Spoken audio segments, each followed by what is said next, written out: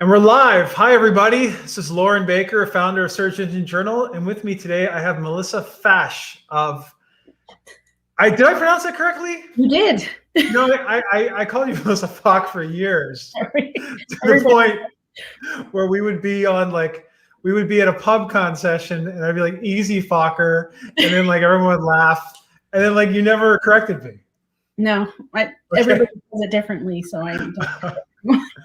Okay, Melissa Fach from Cox Automotive. So welcome to the SEJ show, Melissa. How's it going? It's good. Good. Well, this is a special episode today because we usually do this on Fridays. We ended up rescheduling for Tuesday. So I'm really interested to see how many eyeballs pop up. If you're currently watching, let us know. Melissa and I will see your comments. So if you're watching on Facebook, YouTube, Twitter, I'm not sure if it works for Twitter or not, but leave a comment on Facebook and YouTube if you're currently watching there, because this is live and it's going to be interactive, and we might mess up from time to time, but we're good. Melissa, it's a pleasure to have you on today. Thanks for having me. So how about a little introduction, and then we'll go into your history a bit. I'm bad at introductions. Okay, so I'm a senior SEO and content manager for Cox Automotive. I work with Kelly Blue Book and Auto Trader. I've been in the SEO industry for 16 years now. Wow. And I don't know what else to say about myself. Okay, I'll ask you questions. I'll get everything out. So Melissa actually at one time was the editor for Search Engine Journal. And I believe that was almost, 8 years ago, 9 years ago, perhaps? No, it's been like 10 years, I think. It's been a decade, right? Which flies by for us, but maybe not for the young kids out there. So Melissa, there was a time at SEJ when I was focusing a little bit more on the agency side. The site needed some help. Yeah. We were allowing a lot of guest contributors and stuff like that. And we really needed someone to kind of take over and lay down the law. And Melissa actually started a trend of it's really hard for me to say that it wasn't quality content before, because when it was like my blog writing about everything and I was doing the writing, I was like, I'm very biased. It's the most quality content ever. Right. It was. But for a while, we were letting a lot of stuff on. And then Melissa really cleaned it up even before Panda and Penguin, which was really good timing, actually. Yeah.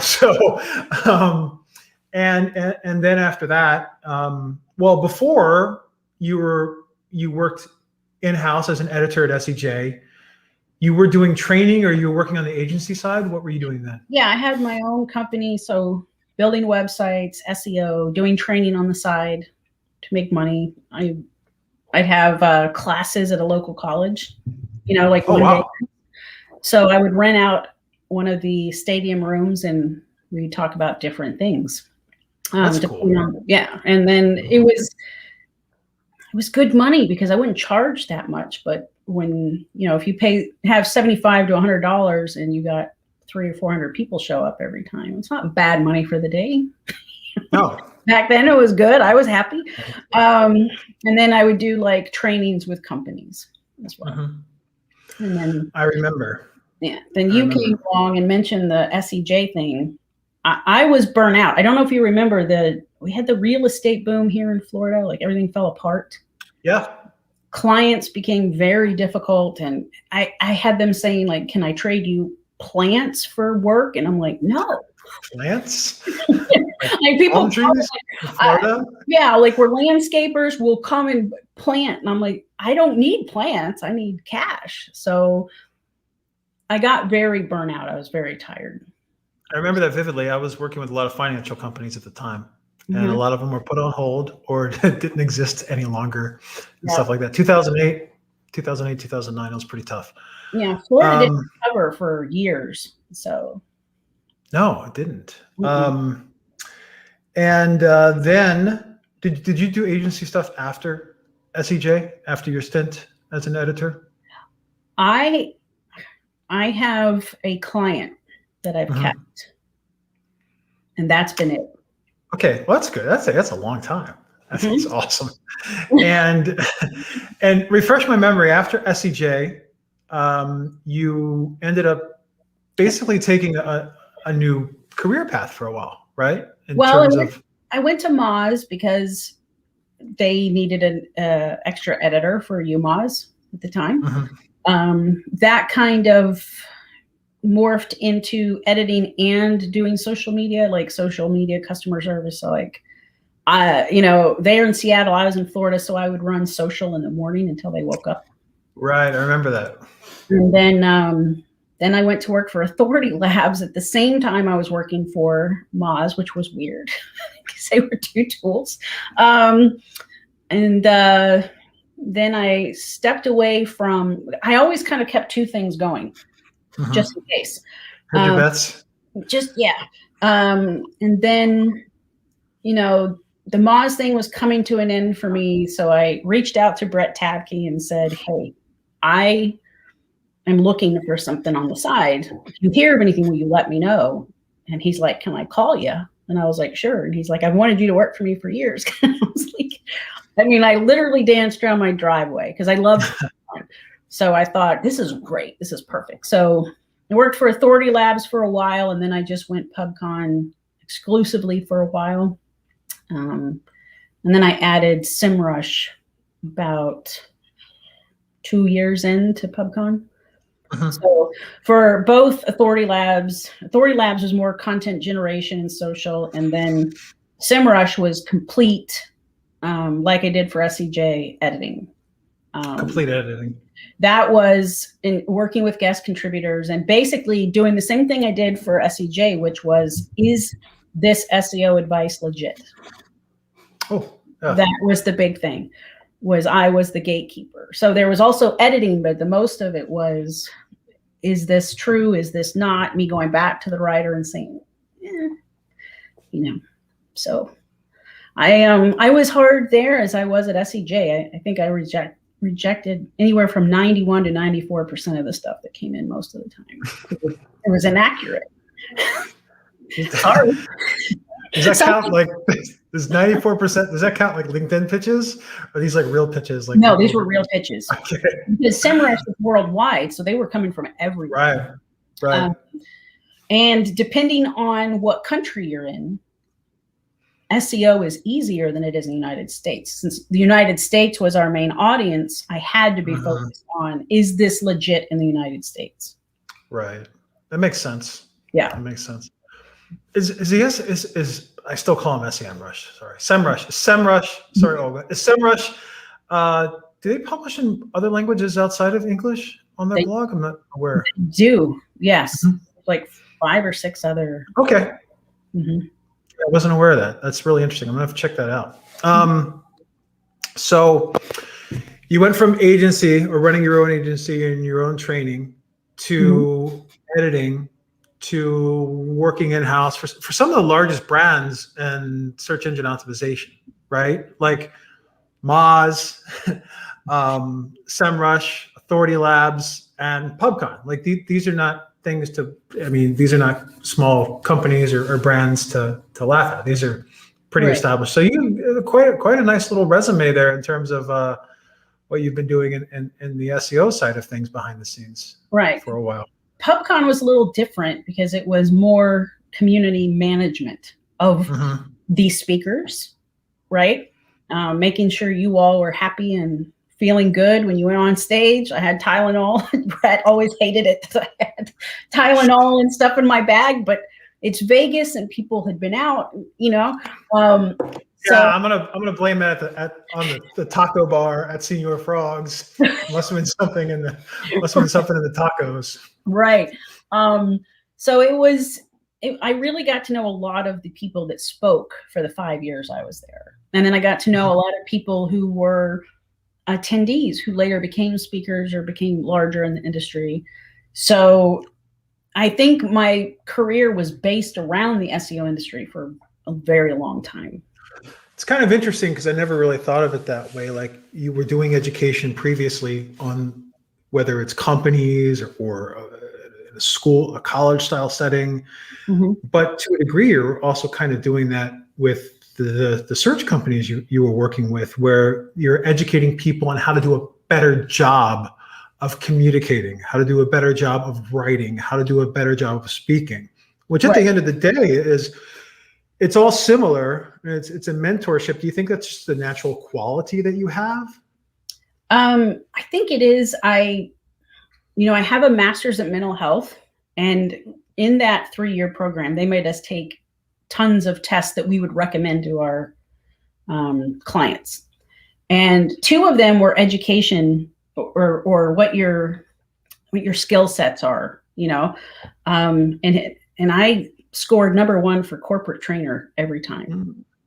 And I always remembered that. I thought, hey, I'm good at teaching things. So I always kind of went at it like that. I think because of, there's a thing you take for grad school. It's the GRE exam.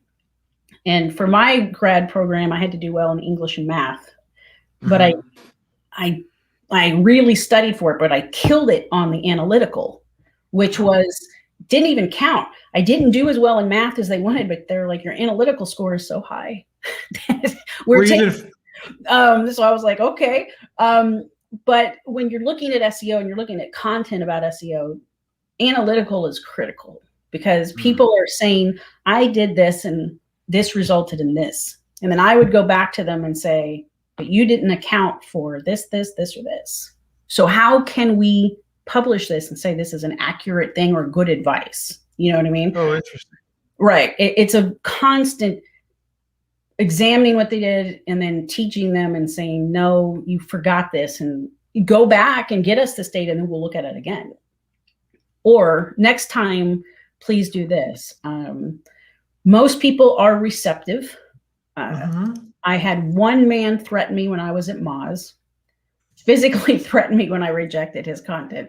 And then SEMrush, I never had that. But I did have a lot of people, men specifically, that were upset that I said no. They wanted to speak to a male editor. And I was like, there are no male editors. So this is what it is. And if you can fix this, Jason Bernard, he's a good example. He had the first time he came to us, he had great information. And we were like, this would be even better if you did X, Y, Z. And I felt bad because he'd written a book. He edited with us probably 3 or 4 times. And that thing killed it. He's one of our biggest traffic drivers. So it wasn't just, yeah, this is good enough. It's like, I could really take this farther for you if you did this. You know what I mean? Yeah, which is good advice, especially for anyone, like, now that we're hopefully through this pandemic thingy that we've been dealing with for the past year. It seems like there's probably going to be in-person events, conferences, whether they're hybrid, all in person, or even still virtual, right? So these are all tips that, any viewers or listeners, if you're thinking about pitching, which we I highly encourage anybody to get out there and pitch, network, get your thoughts out there, etc. There's more opportunities than there's ever been.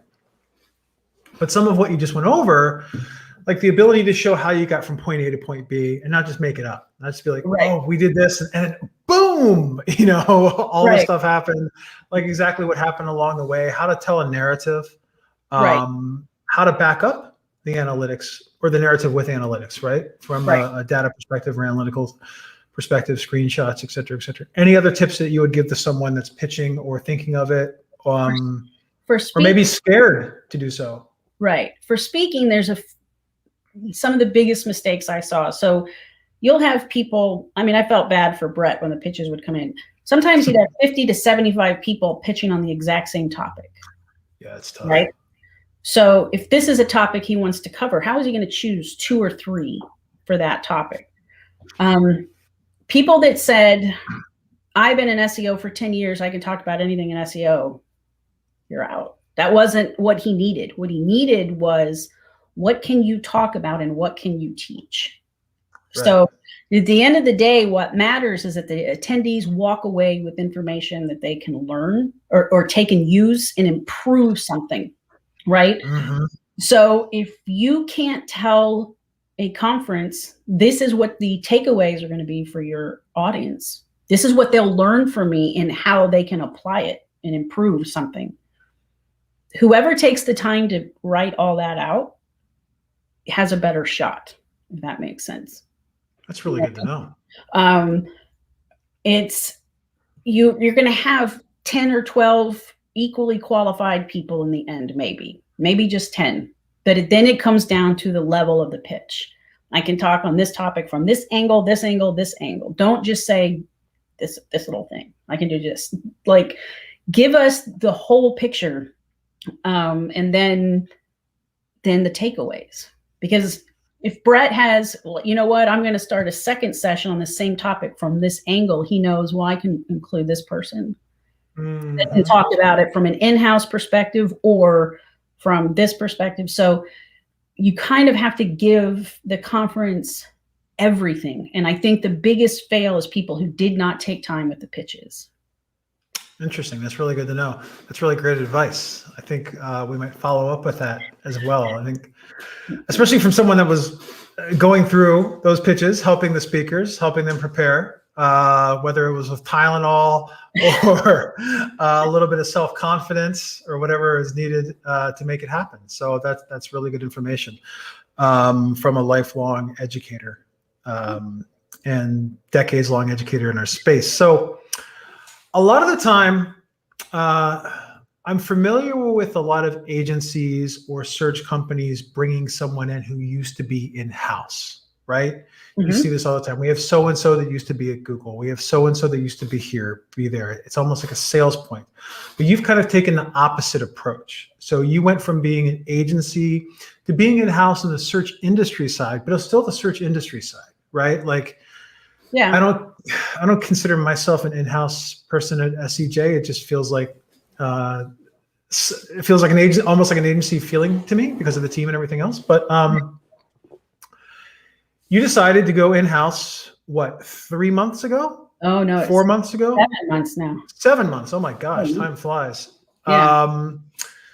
So how has that experience been? And what are the differences between working in-house now and your old in-house positions within the search industry with tools or conferences or publications? I can say that I probably should have done this a long time ago. Okay. It's a good fit for me. I'm very happy doing it. It's far more, and I don't want my bosses to think that I don't work hard. I work hard. It's a different kind of work. Okay. So when you're in the SEO industry, how do I say this delicately? People tend to do things at the last minute, or they're used to working till midnight, which means you're going to work later as well, right? A piece of content is done till 8 p.m. and it has to be live by 3 a.m. Eastern. That meant I was staying up till midnight editing, right? I don't do that now. It's 9 to 5 or maybe 6 if we have an extended meeting. But it's also so professional and run well. Now, granted, it may be the company that I'm with.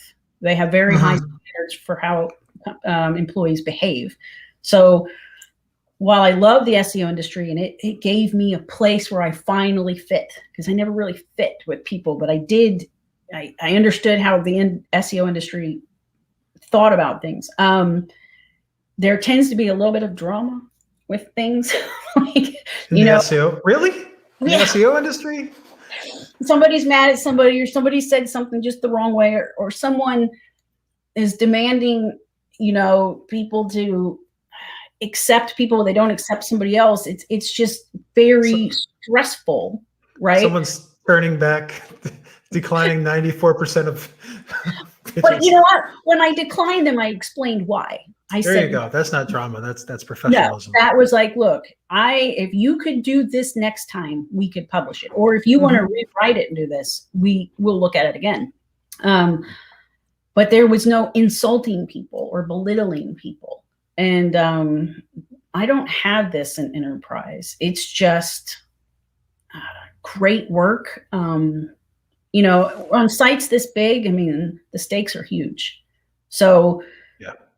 you are, you know, it's just different. And I remember I right after I started working there, my manager at the time was Chris Nichols, and he told me to do something. And I thought, I'm not qualified for that. I don't know if I should be making this decision, you know? And I said, how can you trust me? And he's like, and there are a lot of interviews to get out. He's like, we hired you because we trust you. Just make the call, you know? And I called Keith Good, and I was like, because he's at IBM, and I was like, is this normal? And he's like, this is normal. It's okay. You're like, but it was different for me because in the SEO industry, every little thing is questioned, right? Mm-hmm. I don't feel like I had an opportunity to work somewhere where I could use all of my skills. Right. And take everything, whether I was working, building sites for people and building sites for myself to make money, but reading and attending conferences. I mean, you learn a lot over 10 years, right? There's a lot of knowledge in here I didn't even realize I had until I went enterprise. That's a really interesting point. Sometimes I feel like I'm behind or overwhelmed because of all of the discussions and everything that's happening. But then when I slow it down, I realize, oh my gosh, like I'm basically learning new stuff on a daily basis. And it doesn't matter if someone else learned it before me, like an hour before me, or tweeted it like an hour before me or something like that. Like it doesn't matter at all. But it's kind of, I think the industry is too big at this point, and there's too many variants and factors to look at that you can't, none of us can be at the top of all aspects, right? We may can't be a master of all. You can't be a master of everything. You may know this little part really well, and you know some of this. So you're not going to do well in this industry if you're not willing to learn every day. That's why Search Engine Journal still has good readership, because there's something to learn all the time. Right? Yeah, there is. So it's a lot to keep up with. It's a lot to keep up with. And there's a lot that, you know, 3 months down the road, you realize I'm behind on this. I've got to go read. I've got to go learn. But I was like you. I was thinking I'm behind, or I was worried. I was kind of stuck in this little box where I didn't get to use everything. And because I didn't get to use it and see it in action, I wondered, am I behind? Am I not? You know? But then I go here. Oh, go ahead. One thing I've noticed is that sometimes people expect that if you're in SEO or you've been in SEO, that you know all things Google. Like I am not a UTM tag expert, right? UTM tags, they're not an SEO thing.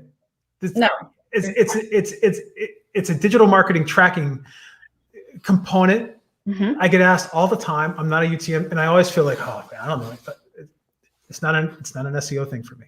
UTM tags are not an SEO thing for me, just because it's part of, well, UTM stands for what? Urchin something. But anyway, just because it's part of Google does not necessarily mean it's all SEO, right? So there's that expectation. Like I get asked ORM questions, like online reputation management questions, all the time, and I'm like, I used to do ORM like 10 years ago when you could build links to positive reviews and they'd go up, and then your negative ones would fall down. But it's a totally different ballgame now. And you know what?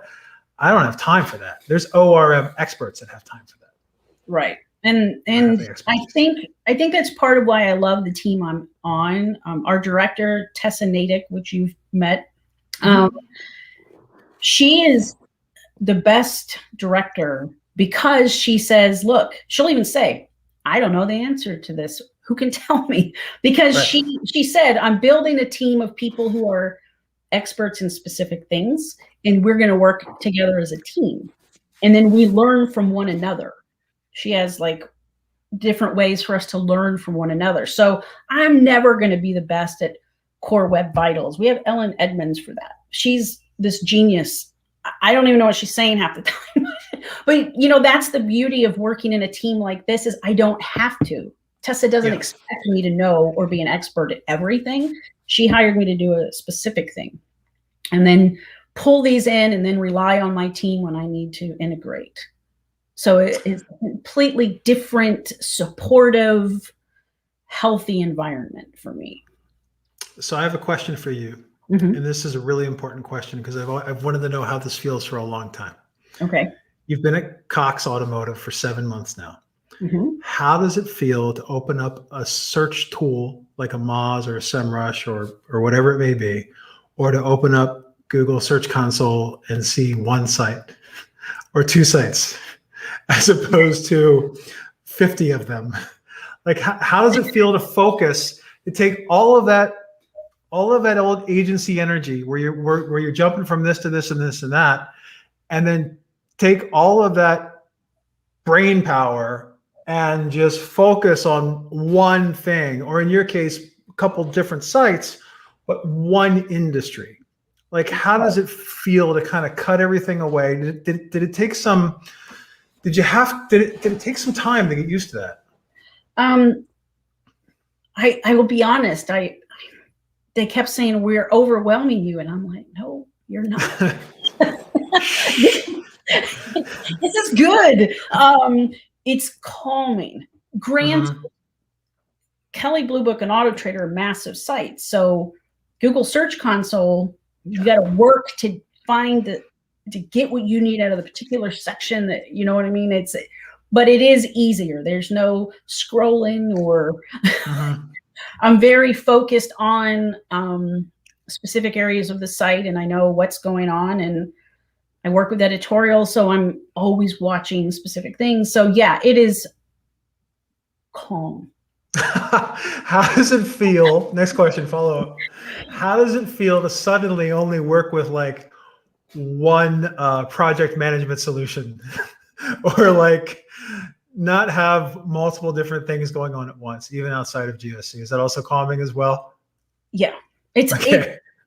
Because it's, I don't know. It's just not stressful as stressful.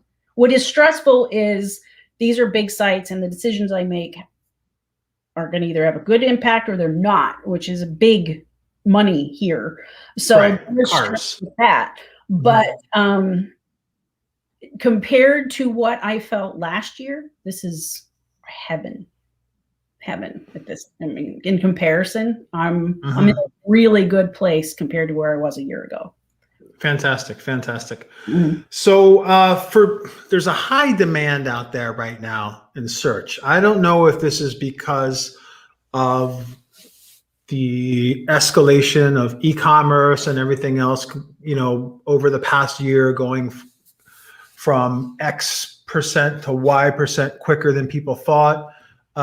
People seeing the value of organic traffic when they had to shut down their ad campaigns last year due to supply chain issues and stuff like that. But right now, there really seems to be a lot of companies out there that are hiring. And they're having a really hard time filling those positions, from my understanding. I've seen job descriptions from Uber, from Cox, from various different large brands, large companies, even with the ability to work remotely. Right. Which a couple of years ago, if you would have said, well, I have this opening and you can work from home, people would be all over it. But right now, there just seems to be a lot more opportunity out there and a lot more openings than there used to be, and maybe a little bit difficult to fill. So maybe we're having a deficiency in talent right now. We are. And here's why. Again, I'm going to say this delicately. To work at some of these companies, experience is critical, and expertise in particular areas are critical. And I feel like some people have come in and they've learned 101, 102 like stuff, and then they're expecting to get like a VP spot, and that's just not going to happen, right? So it's, to do well in this industry, you have to educate yourself on the side. You have to take your own time out of work to keep learning. right? Like when I was learning, I read SEJ every day. I read, Search Engine Roundtable. I read everything there was every day to make sure I was learning, right? You still have to continue to do that. But the other thing that I found is work ethic is an issue. Job interview skills are terrible. That's Really? Oh my Lord. It's not, I think because people are in the SEO industry, they feel like when they interview for an SEO job, it's like talking to someone at a conference, at the bar. It's not. You're there to impress a very big brand. You have to behave in a professional way to get that job, right? They're not there to laugh with you or talk with you about stuff. They need to know what you know and how well you know it. And so what I found is they talk too much and they don't let themselves be interviewed. And that's pretty amazing. That's a really good tip too. So you have to learn when to shut your mouth and actually listen to the questions that are being asked and answer the questions that are being asked. Right. It just occurred to me that I haven't been on a job interview for maybe 2 decades. So yeah. Well, it was hard because I technically interviewed for 2 different jobs for Cox. So they interviewed me 7 times. So you have panel, you have panel interviews, you have director interviews, like you have a lot of interviews step by step that you have to get through.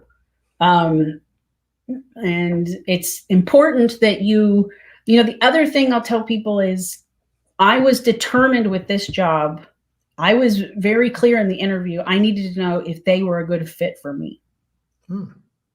After a couple of years of not being overly thrilled, I needed to know, are you a good fit for me? So, and it was good. They actually said at the end, they left 10 minutes. What are your questions for us? And I had a list.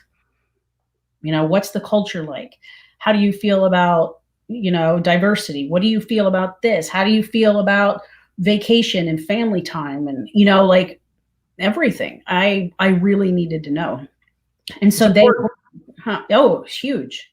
It's huge for me. And it was a great decision because Cox Enterprises as a whole cares about their employees as individuals. And I've never, everyone's been really good and kind to me, but there's a different level of care. Like they want you mentally happy and well. And so, yeah, I think that you need to interview them just as much as they're interviewing you, and don't be too casual with it. That's refreshing to hear, especially there's a lot of companies out there that will burn people out and then just try to replace them. And there's also companies out there that will send disrespectful emails to their staff or publish them publicly, like Basecamp did yesterday, and just ruin the morale of the entire company, right?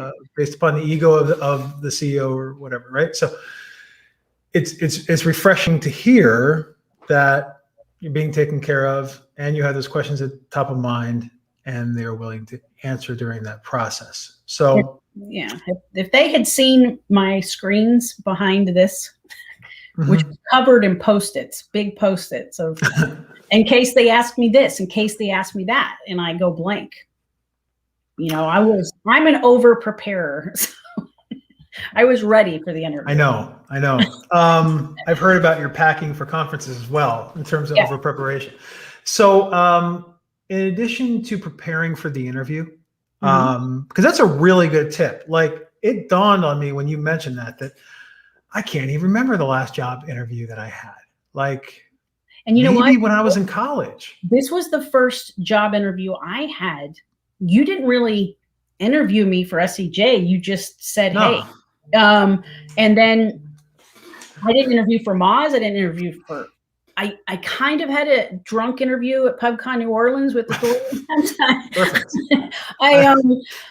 I haven't interviewed for anything. This was my first interview probably since I was a kid working at Ross. Like it was the first time. A little different than the interview at Ross. But yeah, so yeah, the other thing I notice is people are very either too quiet or too loud in their interviews. They don't look at the people that they're talking to. And on screen, that's critical because you're not right in front of them. And, there's people that just go on too long about themselves. And we don't really want to know that. we want to know, can you do this, this, and this? And when we hire you, we want to get to know you and about your cat and your dog. Totally different thing. And we'll get into talking off tangent stuff in a second. But another question I have for you is, in addition to preparing for interviews and actually, showing up to the interview and everything else, what's another tip for someone that's been in-house, or sorry, not in-house, but someone that's been on the agency side or kind of like consulting or whatever, that's looking to go in-house? Like what's another tip that would be helpful on that front based upon your experience doing so? Perna Virgie gave me the best advice. She told me, this is like a year before I had decided to interview for this job. She said to write out all of my skills and knowledge in a list. And I used that for this interview as I prepared. I was like, because, you get this imposter syndrome. Am I good enough for this job? Am I good enough? And I actually called Topher Kohan, who had told me about the job. And I'm like, I don't know if I'm good enough for this. And he's like, you are good enough. Trust me. I've seen you speak. I know you're good enough. So I leaned on that and I built up like, you know what? You are pretty good. You know all of this stuff. And that was a nice self-esteem thing going into the interview. Was these are all the things I know. They do hit you with, what would you do about this? I did completely know their websites back and forth before I did the interview. That's a good tip. And it is obvious when people have not looked at the site. Really? Right? Really? Oh yeah. They don't know. Or they didn't bother to look. I made sure I knew everything. I knew about their competitors. So in the interview, I was able to say, so-and-so's doing this and you are not. And this is a way that we could capture this ranking. And I was ready to go. So in the job interview, you have to be ready to tell them how you're going to help a company of this size. And that takes research and time. So if you're used to doing that from a consulting perspective, right? Like before I get on a sales call or whatever you want to call it, I typically run a crawl, do about 20% of the audit work that I would be doing, just so I know what I'm talking about. Just right? Yeah, because they're going to say to you, what do you feel about this? So you have to be ready. The other thing I'd say is, don't get your feelings hurt if you don't get that particular job on an enterprise site. Like Shelly Fagan and I interviewed at the same time for 2 different jobs. They needed help with editorial first, and they needed to wait for headcount for her. I felt bad because I got hired and I was like, we really needed her once I got there. And they went back to her. When it was time to hire for that position, they did go back to her. But when you're dealing with enterprise, it all comes down to budgets and time and what's approved. It's not always easy. So you want to put your best foot forward, even if it happens 3 or 4 months down the line, right? Shelly got it because she knows her stuff. And so that was remembered, and she had to redo interviews all over again, panel interviews, everything. But she was the top person because she actually knew what we needed. So I'd say don't be upset if you don't get the job. If you did a good interview, they're keeping your name at the top. That's a really good tip, actually. Right. Don't trash them on social media if you don't get the job afterwards. Because yeah. And that's the other thing I'll say about conferences, which I didn't touch on. We paid attention to how people behaved on social media. Oh, yeah. They could have a great pitch, but if they're awful on social, they're not going to be getting approved for a pitch. That's another really good tip. Like, I don't know sometimes what people are thinking when they're posting. I'll catch myself posting something stupid and I'll erase it immediately or delete it or think, but, and it's not just social media. Like, I don't get into arguments very much, but I had someone like that worked at a restaurant and had his work shirt on get in an argument with me once, like 2 doors down from the restaurant. So I'm just like, why are you doing this? Like, don't you work there? Like, you're representing where you work. Why would you? The guy was drunk, but like, why would you do this, right? Right. And it's the same thing on social media. It doesn't matter if you put in your bio, tweets are my opinion, mine only. You're still representing wherever you work. So you're representing the business that you own, you're representing where you work, or you're representing the clients that you work with, right? And that's just the truth about everything. And not just an SEO. You're kind of letting people see before they hire you what you're actually like when no one's looking, right? Mm-hmm. So when I would give like the social media workshops at PubCon, I would talk about hiring, and I would show people how to search social media, how to use advanced search on Twitter to examine how people behave, right?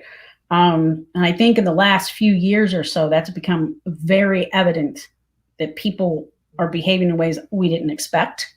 You know, one of the biggest SEOs, I won't mention who, but kind of lost it over politics and said some horrific things. And that isn't someone you're going to put on stage because you don't know what they're going to say. You don't know what's going to trigger them. Right, what they're going to say to an attendee, how they're going to, you know, like, as you know, as a speaker at an event, you are in a way representing the event. So how you treat people, attendees there matters, right? So there's no conference is going to take a chance on you acting a fool, because the attendees are going to come and say, your speaker just said this to me. You know, and it's true. It's a very delicate situation. So I think people need to just be really careful what they say, how they say it, everywhere. Whether you like it or not, that's just the way it is. That's the way it's going to be. Forget about it. Right. I don't know if that was good or not.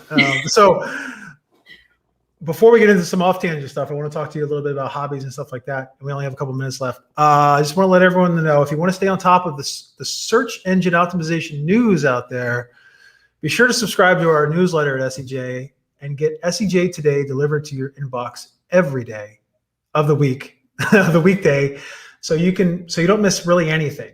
You can go to searchenginejournal.com/subscribe and sign up for our SEJ newsletter. And for those of you who are watching on the video, I just also dropped that in the comments. So please go ahead and subscribe to SEJ Today. You have the option of customizing your delivery sequence and velocity and everything else. So check it out. I can't help to notice you have a picture of Superman on the wall, the real Superman, and then you have a picture of the new Superman next to him. He's also Superman. I take it and below that, is that Darth Vader and Boba Fett? What are they doing? They're having a milkshake. It's like a Pulp Fiction-esque. It was cute. I think it's cool. So you're in the comics and you're in the Star Wars, I take it. Yeah, like, and I'll turn my camera. You see my Han Solo poster over there? That's cool. That every interview I had at Cox, they were like, my God, it's Han Solo. I love Han Solo. So I was all dressed up and professional, but they still love the poster. But yeah, I'm a Star Wars nerd. I've read 135 books, which is not as much as my husband. Whoa. My husband is like 25 books ahead of me. I think I got into the second book after that. What was the series that came after Jedi? After Jedi, like no Star Wars stuff came out. Like after Return of the Jedi came out, in 83, no Star Wars stuff came out ever. And then like in 91, there was a series of maybe 3 books that came out, and the first book told about Boba Fett leaving the Sarlacc pit and everything else. So I was like, yeah, finally. Like it's been bothering me for the past 7 years. Like, did he die or not? Yeah. I want to say, when was it? I can't remember the author, but anyway, so. Yeah, there's all kinds of different eras. The Legacy of the Force series is my favorite. I think it's one of the best written. It does not match up with Disney. It's better than Disney. Oh. It's about Han Solo and Leia's kids who were all Jedi. Maybe one becomes the worst Sith ever. It's really good. And this was all like decanonized afterwards by Disney after the Lucasfilm acquisition. Yeah, and it was so good. It's like 9 books. At one point, a Jedi goes to Mandalore and learns to fight with Boba Fett. I mean, That's awesome. It was just so good. Out of all the 135, those 9 were the best. There was another series, I can't remember the name of it at the time, but also good. It was about the clones. It started with Order 66. But yeah, so, but then I read I read Game of Thrones. I do a lot of reading. On the weekends, I probably read 2 or 3 books. Wow. I'm a fast reader. Wow. And I do have a question. Who would win in a fight? Superman, Christopher Reeve Superman, or sorry. Okay, let me rephrase it. Who would win in a fight? Christopher Reeve Superman, the cool one from like Superman 2 after he gets his butt kicked and he comes back and just tears everyone up, or Henry Cavill? Okay, I love Christopher. I grew up, I've seen the movies 100 times, but Henry is, bigger, big dude. He is a pretty big dude. Does that make a difference though? Yeah. From Super. He's a little more intense and angry, as we saw in the. He is. Yeah. He's like Superman. He's like Christopher Reeve Superman from Superman 3, when Richard Pryor can't figure out the lost ingredient to kryptonite, so he looks at his pack of Camel cigarettes and says tar. So he types tar into the computer. Yep. Yeah. That was a good film. Yeah, I remember him flicking the peanuts into the mirror and then melting it. Yes.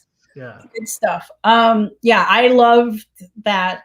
They're both up there side by side. I consider them close to equal. I do like how Henry Cavill Superman is like a confused alien all the time. Like he just doesn't fit in. Like I did in the Man of Steel when he was a kid and like he didn't know how to control the powers. It reminded me of I don't remember his real name, but Cyclops in the X-Men series. Yeah. Because before Professor Xavier taught Cyclops how to control his powers, he was like shooting everything and blowing up everything and kind of crazy. Don't laugh at me, but I've probably seen Man of Steel 40 or 50 times. Like one of my favorite films. I thought it was very well done because you got to see him growing up in the struggle. You know what I mean? And even as an adult, I think it also, and this is a weird thing to say, but I'm adopted. So when I was a kid and Superman was adopted, it kind of, you know what I mean? Connection there. Somebody else that was also adopted, right? So it was a different thing for me as a kid. People are like, oh, you just think you like Superman because it's cool. I'm like, no. There was an emotional connection for me. But that's deep. That's really deep. So yeah, I loved the film. I thought it was great. And I love Kevin Costner in pretty much everything. So I love to see him in that. And Russell Crowe, it was a great cast. It was. And gosh, I can't who played Martha Kent? Diana Lane. Diana Lane. I haven't seen her since that movie Unfaithful. A little bit different role. A little bit. Yeah. But, very good. Very good. Well, that's awesome. Well, Melissa, I've really enjoyed the time to kind of sit down today and not just talk about the Man of Steel, but also that journey and your journey. And especially for anybody that is looking to, contribute to sites like SEJ. I thought you gave a lot of really good tips there on how to pitch your content, how to show the steps along the way, how to utilize case studies and data to back up your narrative, et cetera, et cetera. I think it was really helpful on how you discussed how to pitch for conferences in the same way. And then for anyone that is a consultant or agency side that wants to go in-house, little things like preparing for a job interview, doing your research ahead of time, kind of reminding yourself that this is a corporate environment and not the bar at the Sahara or whatever, or the Breeze Bar at Treasure Island. Yeah. The only other tip I'd give for people who want to write for SEJ is if you go to the editor with, let me know if there's anything I can change to improve this, that editor's going to like you more, right? Really? I'll ask Danny about that. Yeah, ask Danny about that. Because Danny's going to know, yeah, if they did this, it would really improve. But as soon as you're rude to an editor, Danny and I talked for the last 10 years, Danny and I have exchanged names of, have you had this person yelling at you? So you never forget the rude people. You don't want to get on that list. You don't want to get on that list. No. Okay. Awesome. We'll talk more about that at the Breeze Bar. Okay. It's been a pleasure. Where can everyone find you online? I'm on Twitter. It's at SEO Aware. If you go to my Instagram, it's just cats. Sorry. And then I'm on LinkedIn. So. Cool. I'm going to drop your Twitter right now. Hopefully you get some followers at the moment or later today. But yeah, it's been a pleasure, Melissa. Always love catching up, although we've been talking quite a bit recently. And I'll be talking to you very soon and jumping in your email very soon as well. All right. Thank you. Thanks for having me. Thank you very much. Thanks for stopping by the SEJ show. Again, this has been Melissa Fach with Cox Automotive, talking about the journey from agency to SEO tool editing to in-house SEO. So it's been a pleasure. Thank you so much. Thank you for joining us this week on the Search Engine Journal Show. If you liked this episode, subscribe to our channel for so much more and click the notification bell so you don't miss a thing.